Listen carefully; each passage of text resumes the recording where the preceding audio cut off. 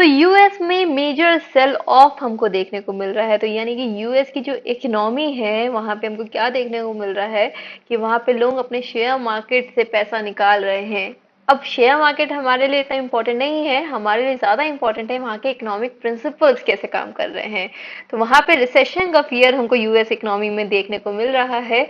क्यों? क्योंकि वहां पर एक डेटा आया है जॉब ग्रोथ से रिलेटेड की वहां पे भैया बहुत ज्यादा अनएम्प्लॉयमेंट लेवल राइज पे है, जिसकी वजह से अनएम्प्लॉयमेंट लेवल अट्रैक्ट्स और give signals to the recession. तो रिसेशन वहां पे हो रहा है। उनकी क्या पॉलिसी है, इससे जापान कैसे लिंक्ड है, जापान की करेंसी कैसे लिंक्ड है, जापान की करेंसी कैसे यूएस को इफेक्ट कर रही है, ये सब चीजें प्लस मिडिल ईस्ट में क्या क्राइसिस है, और ये सब हमारे इकोनॉमिक्स के मैक्रो एनालिसिस से कैसे रिलेटेड है और किस तरह से हमारे कम्पिटिटिव एग्जाम्स में यूपीएससी में या किसी भी कम्पिटिटिव एग्जाम में से क्वेश्चंस आएंगे। तो this is a major thing that has happened. This is a very much news in current and economics के काफी concepts हमारे इस एक क्लास में हमको समझने को मिलेंगे। So without any further delay, let's get to the notes. तो ये देखिए, तो US economy facing recession as job data signals slow down. तो यहाँ पे अगर हम देखें तो यूएस ब्यूरो ऑफ स्टैटिस्टिक्स में भी अगर हम देखें तो unemployment rate rose to 4.3% in July. Flashing red, the alarm bells for potential US recession may not be as dangerous for Indians. तो इंडियन मार्केट के लिए क्या वो डेंजरस होने वाला है? तो अगेन हमारा जो आईटी सेक्टर है इन सब चीजों में काफी हमको नॉर्मल दिखता है। They become a kind of a balancing force. However impact हमको हर जगह देखने को मिलेगा। When it is connected economies तो ऑब्वियसली इम्पैक्ट तो देखने को मिलेगा। फेडरल बैंक की क्या कमी रह गई है, क्या कमी है कि नहीं है, क्या वो राइट स्टेप पे है, ये सब हमको देखने को मिलेगा। रिसेशन से मॉनेटरी पॉलिसी कैसे कनेक्टेड होती है, ये सब चीजें हमको समझना है। तो यहाँ पे अगर हम देखें तो US economy added just 1,14,000 jobs last month and unemployment rose to 4.3%, which is a huge thing. So it's a huge thing. तो अनएम्प्लॉयमेंट रेट्स अगर हम देखें तो काफी बड़े हैं। अब अगर हम देखें बेसिक आइडिया, तो लोग क्या कह रहे हैं, लोग ये कह रहे हैं कि जापान, और अगर हम देखें तो ये एक मेजर प्लेयर बन जाएगा in the entire thing. How US का जो इकोनॉमी है उसमें रिसेशन क्यों है, उसमें जापान का क्या एनालिसिस है, ये सब हम देखने वाले हैं। तो बिल्कुल एकदम कॉन्सेंट्रेटेड होकर हमको देखना है। तो यूएस में रिसेशन है, लोग कह रहे हैं फेडरल बैंक को, लोग क्या कह रहे हैं कि फेडरल बैंक को अपने जो पॉलिसी रेट्स हैं उसमें कमी लानी चाहिए। अब देखिए पॉलिसी, अब आरबीआई जैसे होता है तो हमारे पास दो तरह की पॉलिसीज होती हैं, एक होता है मॉनेटरी पॉलिसी और एक होता है फिस्कल पॉलिसी। हमारा फोकस अभी मॉनेटरी पॉलिसी पे, फिस्कल पॉलिसी पे गवर्नमेंट ज्यादा वो करती है। मॉनेटरी पॉलिसी अगर हम देखें तो मॉनेटरी पॉलिसी अगर हम देखें तो उसमें भी दो टाइप्स होते हैं। एक होता है क्या, या तो वो एक्सपेंशनरी हो या फिर वो कॉन्ट्रैक्शनरी हो। एक्सपेंशनरी वर्ड ही अच्छा लग रहा है, एक्सपैंड कर रहा है, तो यानी कि इकोनॉमी को बूस्ट दिया जा रहा है। अब कैसे दिया जाता है बूस्ट, कि इंटरेस्ट रेट्स को कम कर दिया जाता है। जब इंटरेस्ट रेट, जैसे आरबीआई इंडिया के केस में अगर इंटरेस्ट रेट्स कम करेंगे तो बैंक से मॉनेटरी पॉलिसी ट्रांसमिशन जब होगा तो बैंक भी अपने इंटरेस्ट रेट कम करेंगे, लोन लेना आसान हो जाएगा, इन्वेस्टमेंट्स बढ़ेंगी तो नई फैक्ट्रीज लगेंगी तो एम्प्लॉयमेंट लेवल, यानी लोगों को जो लेबर लगेगा उसमें एम्प्लॉयमेंट लेवल में बढ़ोतरी आएगी। और जब ये होगा तो सभी एक तरह से अच्छा सिनेरियो बन जाएगा।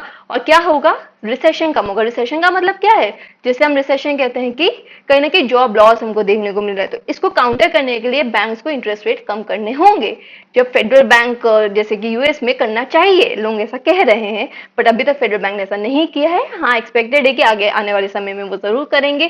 तो एक्सपेंशनरी मॉनेटरी पॉलिसी वो होती है जब इंटरेस्ट रेट्स को कम कर दिया जाता है to give a boost to the economy, ताकि कि एक तरह से मनी सप्लाई बढ़े, लोग ज्यादा मतलब कि इन्वॉल्व हो इकोनॉमिक एक्टिविटीज में। That's the basic idea.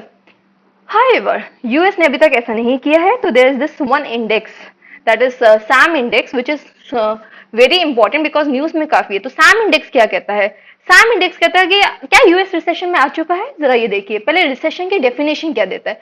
Sam index simple सा ये कहता है कि has observed without fail that the initial phase of a recession has started when the 3-month moving average of the US unemployment rate is at least half a percentage higher than the 12-month low.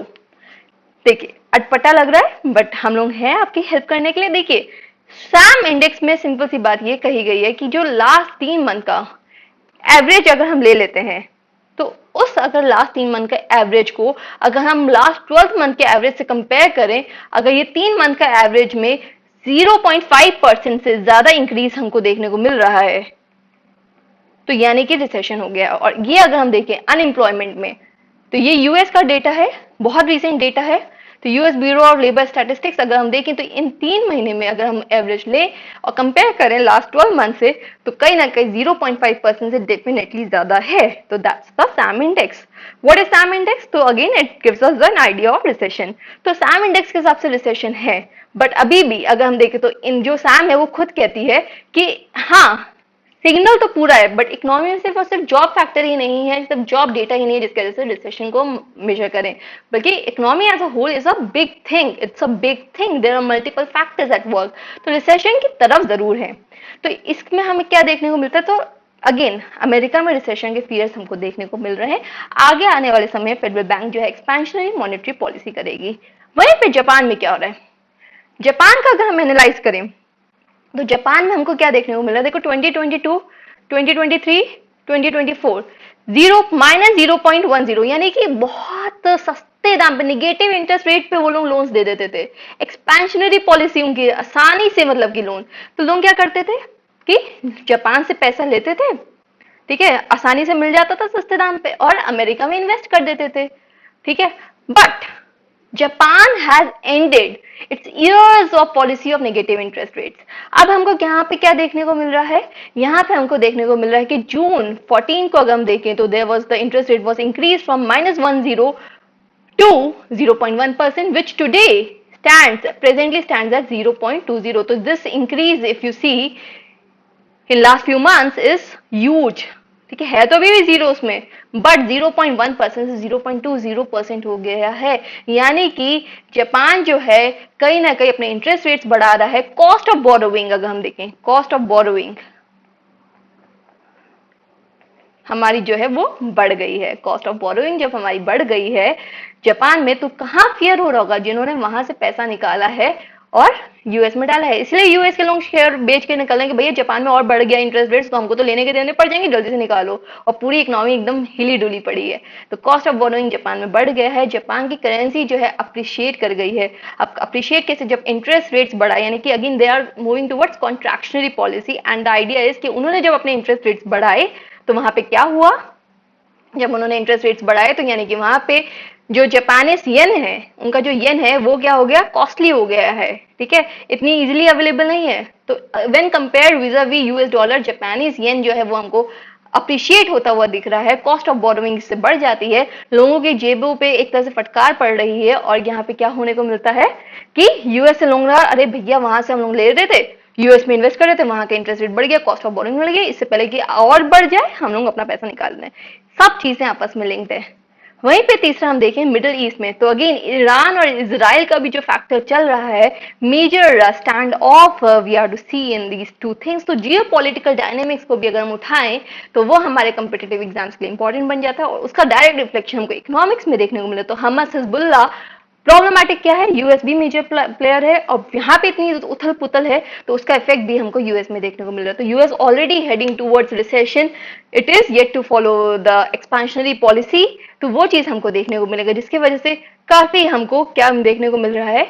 Fears हमको economy में देखने को मिल रहा है। पर हमारे लिए क्या इंपॉर्टेंट है कि किस तरह से पॉलिसी डिसीजन हो रहे हैं। तो अगेन हमारा जो यूएस है वो कौन सी पॉलिसी आगे देखने को मिलेगा, क्योंकि वहां पे रिसेशन के फियर्स है तो ऑब्वियसली एक्सपेंशनरी पॉलिसी। और वो क्या है? अगेन हमने आपके साथ डिस्कस कर लिया है।